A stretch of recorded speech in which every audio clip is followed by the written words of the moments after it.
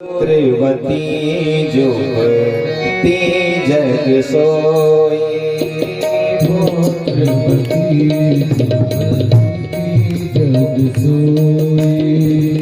रघुपति भगतु जासु सुत होई, रघुपति भगतु जासु सुत होई। वास्तविक पुत्रवती कौन है महाराज?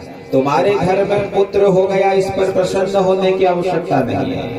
ये मानस हमको बता रहा है, वास्तविक पुत्रवती नारी वही है जिसका पुत्र राम से जुड़े।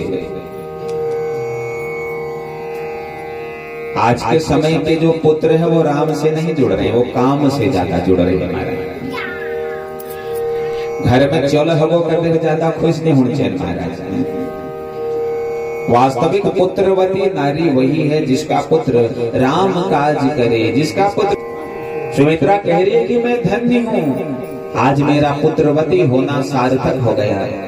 मेरे पास ऐसा पुत्र उत्पन्न होगा जिसकी रति, जिसकी युति सिर्फ और सिर्फ राम के चरणों से है, सिर्फ और सिर्फ किस राम के चरणों में है महाराज। तो माता अपने पुत्र, सुन पुत्र, अपने भाई के साथ तो जब जंगल जाएगा ना, एक बात याद रखना बेटा, जंगल में तेरे भाई को किसी प्रकार का कोई कष्ट न हो। ये पहले की माताओं के लक्षण हुआ करते थे। एक पुत्र राम काज के लिए जा रहा है तो माँ कह रही है जा बेटा राम काज कर। एक भाई अपने भाई के पीछे जा रहा है कि मेरा बड़ा भाई जंगल जा रहा है तो मुझे भी जंगल जाना चाहिए। और अगर आज की माताओं से अगर आज का पुत्र कह देता माता हमारा वो भाई जंगल जा रहा है मुझे भी जंगल जाना चाहिए, अरे नाना चला तू नहीं जा, फिर वहां भी जाऊं जान तो के कर लो वहां जगह जब तेरे बाबू लोगों को शराब दे बर्तन दे रखो तो मत जा पुत्र जंगल, उसको जाने दे। बेकल नर ना हो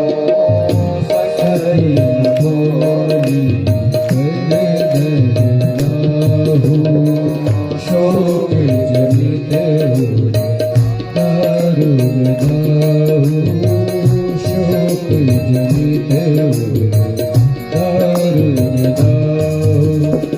नाई शीस भगवती अनुराधा, बुद्धि रघुवीर।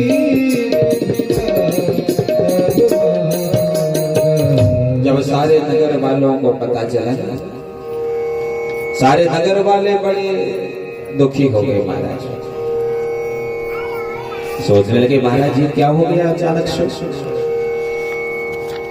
कल तो सूचना फैली थी कि राम राजा बनने वाले हैं, पर अचानक से नहीं, रात रात में क्या हो गया।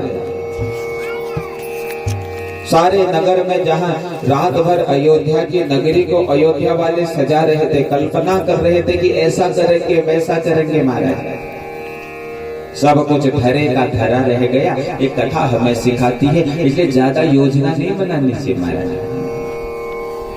आज हम भी बहुत पुरानी पिछली की योजनाओं को बना देते हैं, अरे ये बात यो करूँ, ये बात यो करूँ, यो सोच।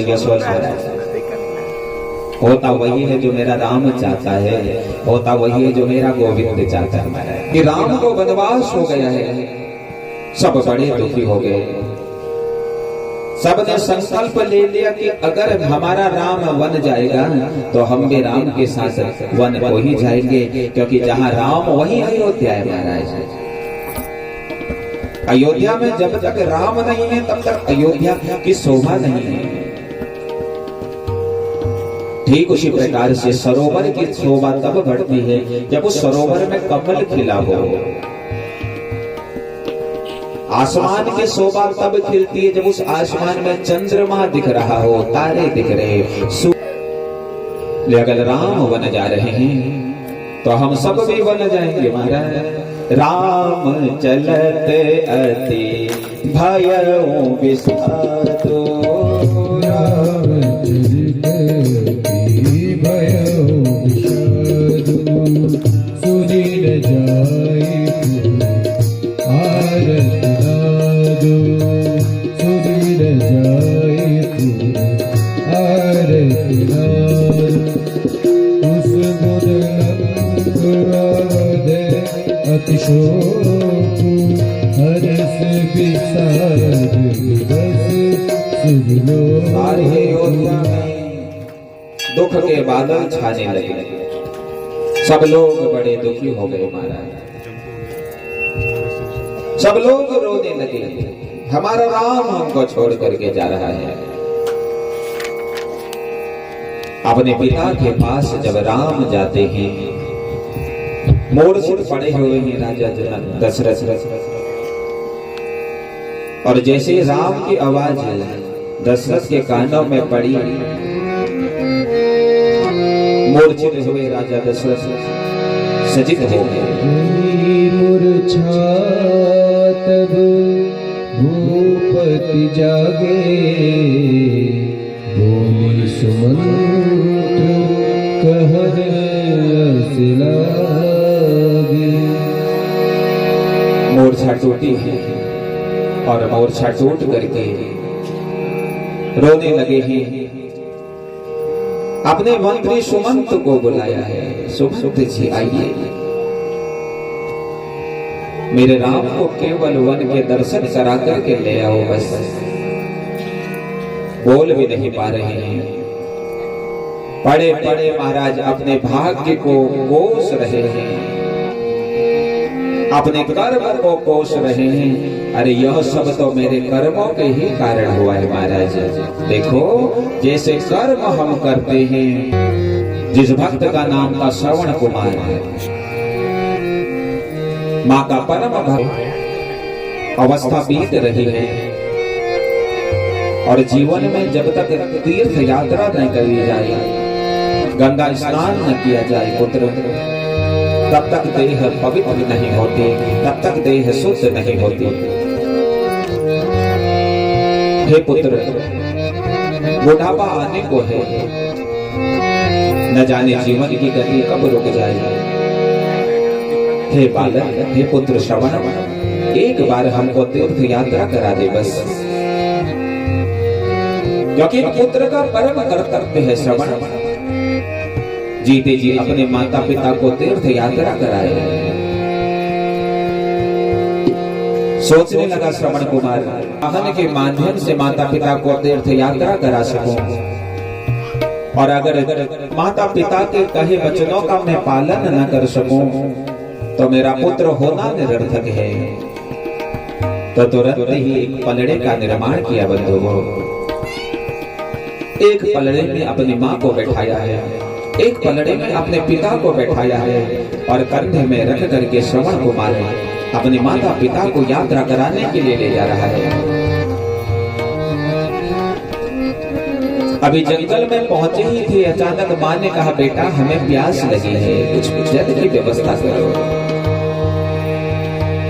कंधे से माता पिता को नीचे रखा, एक पात्र हाथ में पकड़ा, जल को ढूंढने के लिए चल पड़ा, और जैसे ही सरोवर के समीप पहुंचा, उसी जंगल में हमारे दशरथ जी प्रवेश हुए थे। शिकार खेलने के लिए राजा दशरथ उसी वन में सज्जनों भ्रमण कर रहे थे, और राजा दशरथ के पास एक शब्द भेदी बाण था जो शब्दों का भेदन किया करता था। जैसे ही इस श्रवण कुमार ने जल भरना प्रारंभ किया, लोटा जैसे ही जलपात्र उस कुंड के अंदर डूबने लगा, तो ऐसी आवाज निकलने लगी कि कोई मृग जल को पी रहा है। समझ बैठे कि कोई मृग जल पी रहा है। उसी समय अपने तरकस से वह शब्द भेदी बाण निकाला, अपने धनुष पर प्रचंचित करके वह शब्द भेदी बाण राजा दशरथ ने जैसे ही छोड़ा, वो शब्द भेदी बाण जा करके श्रवण कुमार के वक्षस्थल पर टकरा गया महाराज। हाँ माँ, हाँ पिता कहते हुए श्रवण कुमार भूमि में गिर पड़े। ये मैंने क्या कर दिया, ये मैंने किसको मार दिया। दौड़ करके जब पहुंचे हैं श्रवण के पास, अपनी सारी बातें श्रवण कुमार ने दशरथ को बताई। जाओ जाकर के मेरे माता पिता को जल पिला दो। जल लेकर के जैसे ही दशरथ श्रवण कुमार के माता पिता के समीप पहुंचे हैं,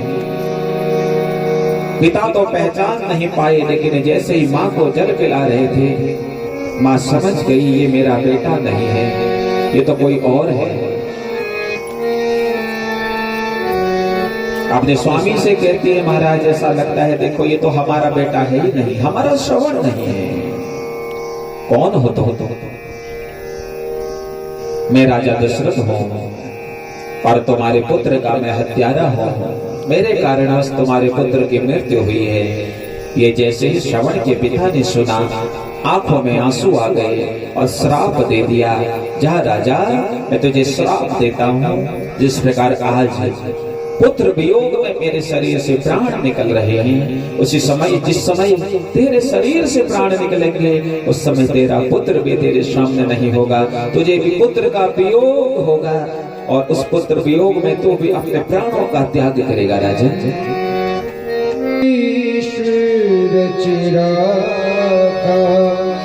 जो जस करे सो तस फल जाता। जो जैसे कर्म करता है महाराज, उस कर्म के आधार पर उसे फल जरूर मिलते हैं। अच्छे काम करोगे तो निश्चित उसका फल तुम्हें अच्छा मिलेगा, बुरे काम करोगे तो निश्चित उसका फल जरूर बुरा मिलेगा महाराज। कई लोग कहते महाराज बंद कमरे में मां को याद कर रहे हैं, जाने की तैयारी हुई है, और जब जाने के लिए राम तैयार हुए, राम वियोग विकल सब ठाड़े, जहाँ तह मन हो चित्र लिखिताड़े। राम जी को जाते देखे सब लोग विकल हो गए, सब लोग दुखी हो गए। हम भी चलेंगे तुम्हारे साथ। पालक विद बिहाई गृह लगे लोग सब साथ, तब साथी निवास प्रथम दिवस केवल बालकों को छोड़ करके, केवल वृद्ध जनों को छोड़ करके बाकी जितने भी नगर में निवास कर रहे थे ना, सब लोग जाने के लिए तैयार हो गए, सब लोग चल पड़े। रघुपति प्रजा प्रेम बस देखे,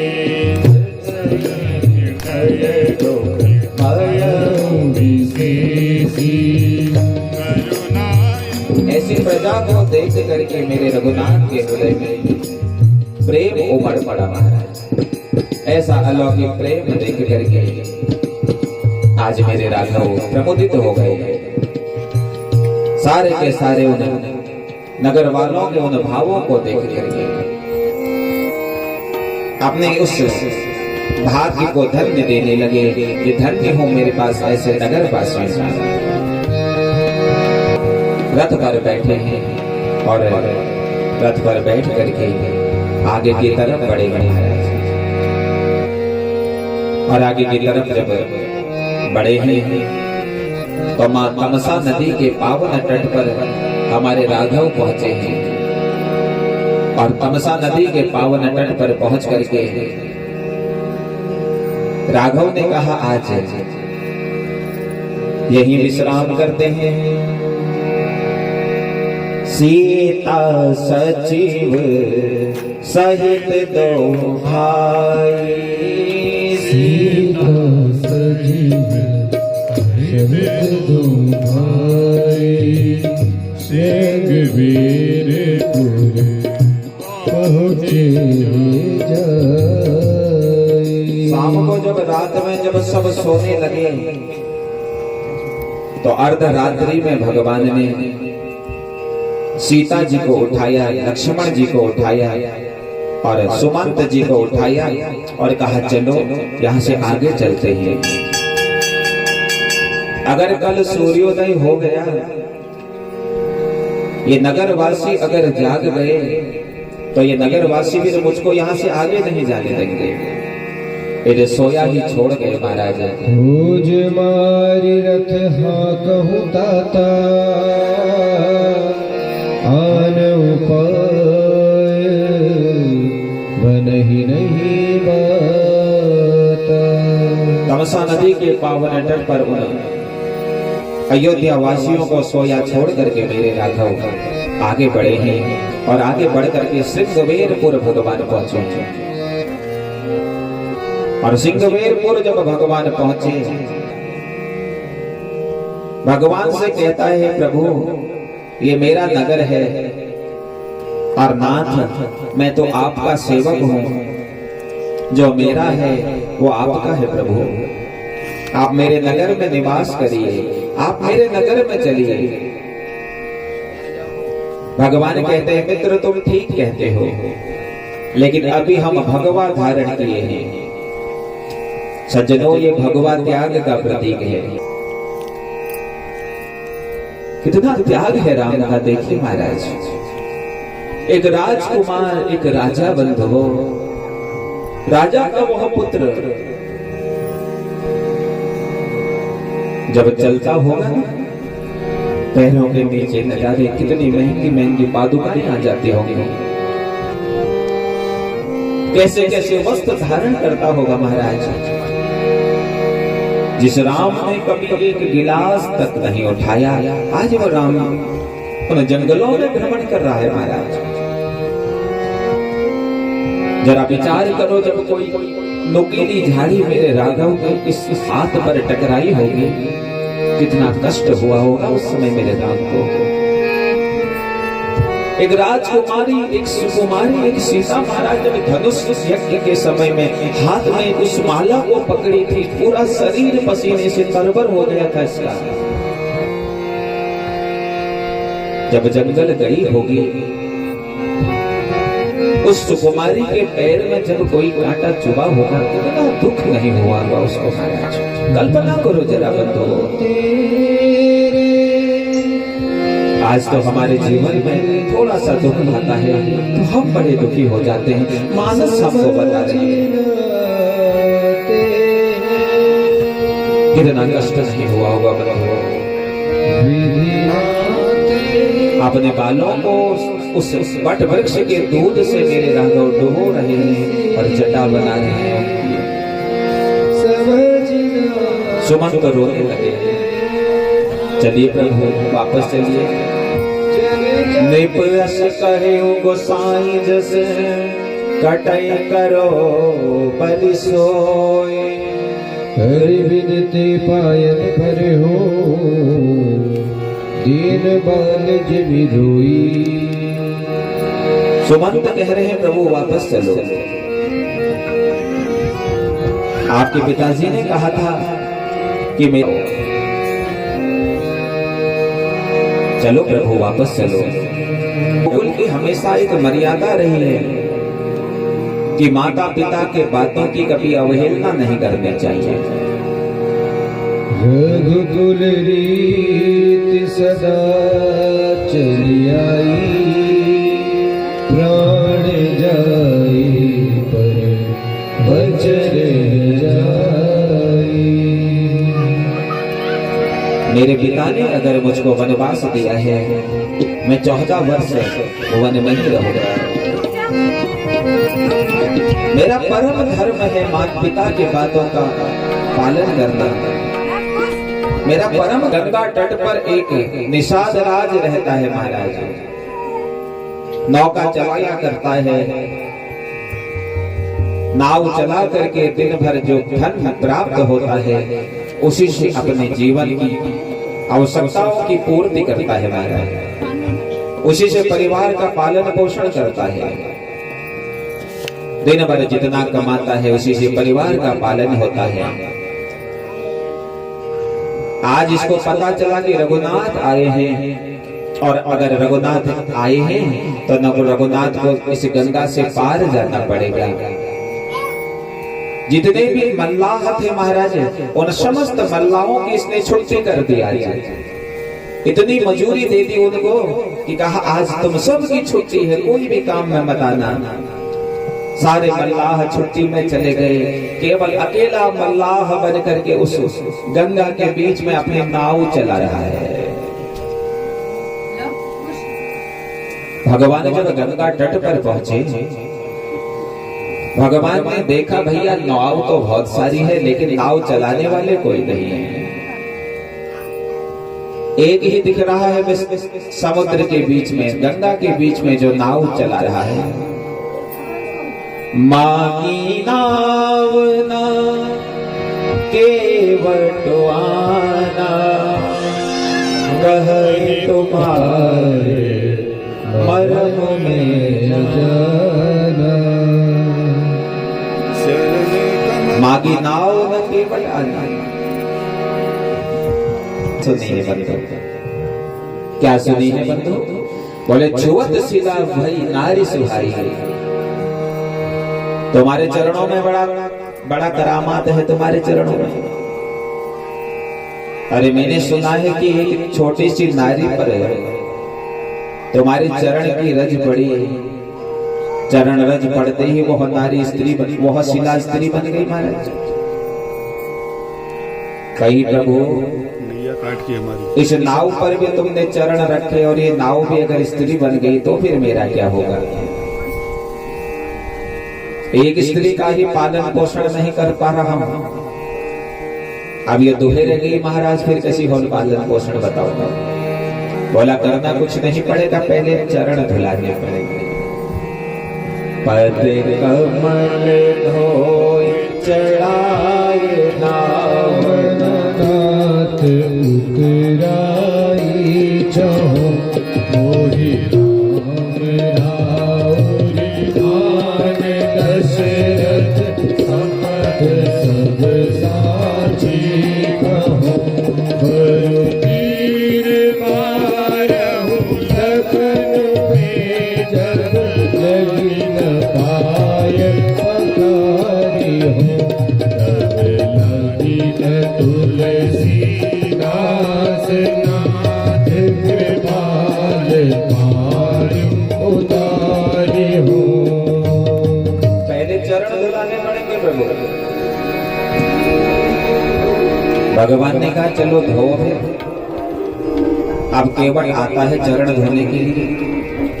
एक तरफ सीता जी खड़ी है, एक तरफ लक्ष्मण जी खड़े हैं। मेरे राम के बाएं चरण में सीता जी का अधिकार है, मेरे राम के दाएं चरण में लक्ष्मण का अधिकार है। ऐसा कहते हैं सब लोग कि जादू भरी पद रज है तुम्हारी। ऐसा कहते हैं सब हुआ तो मौन शिला भरी सुंदर नारी। इस पद रज का स्पर्श हुआ तो मौन शिला भरी सुंदर नारी। मेरे पास है एक ही नैया,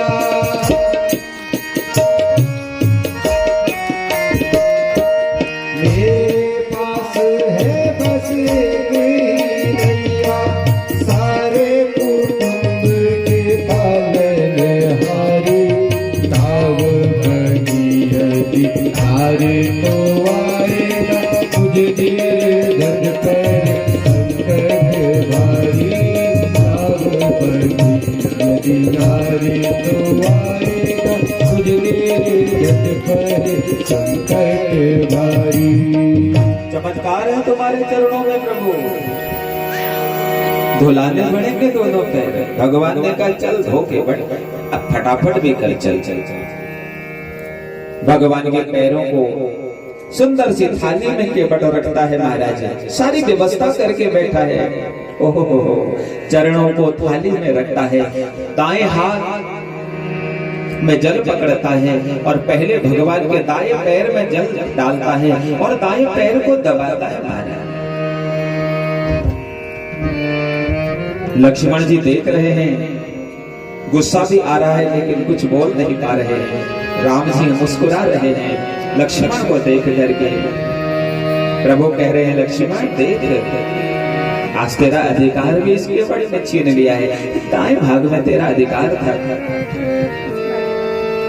बाएं पैर में जल डाल करके जब बाएं पैर को धोता है, बाएं पैर को दबाता है, सीता की तरफ राम देख करके मुस्कुराते हैं महाराज।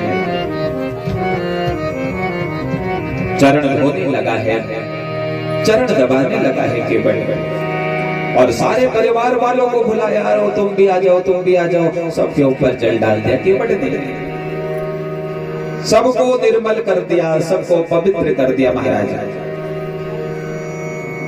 फिर भगवान चरण नीचे रखते हैं, फिर चरणों में धूल लग जाती है, फिर केवट पैर धोता है, फिर भगवान पैर नीचे रखते हैं, फिर भगवान के पैरों में धूल लग जाती है, फिर केवट पैर धोता है।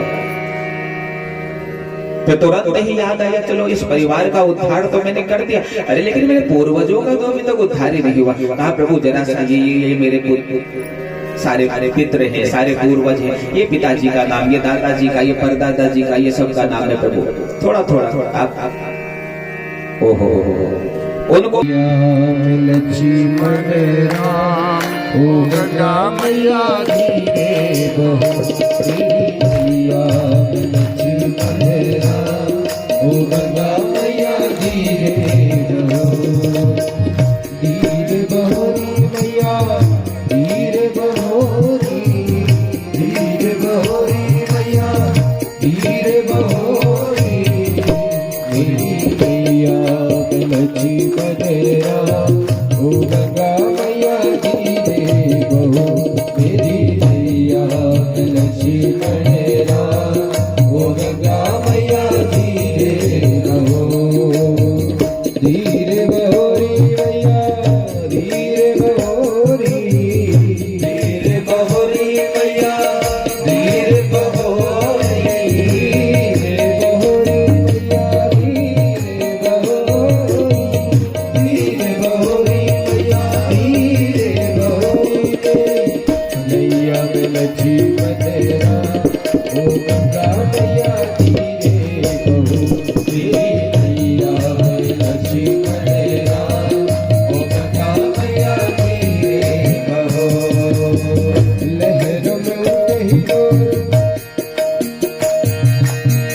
कौन की गंगा कौन की मैया, कौन की गंगा कौन की मैया, कौन की गंगा कौन की मैया, कौन की गंगा कौन की मैया, कौन के है लक्ष्मण राम ओ गंगा मैया धीरे बहो, कौन के है लक्ष्मण राम ओ गंगा मैया धीरे बहो, मेरी मैया लक्ष्मण राम ओ गंगा मैया धीरे बहो।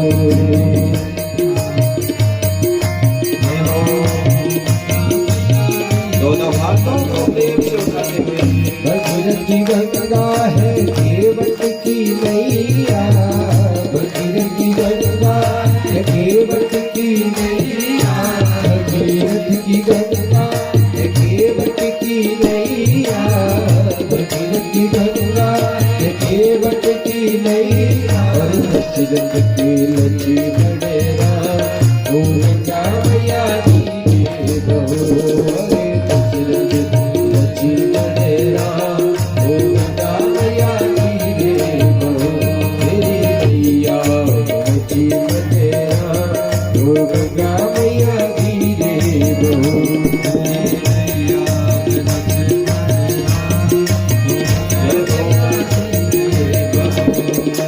उछल उछल मत मारो हिचकोले, उछल उछल मत मारो हिचकोले, उछल उछल मत मारो हिचकोले, उछल उछल मत मारो हिचकोले, हिचकोले मेरा मनवा डोले, हिचकोले मेरा मनवा डोले, मेरी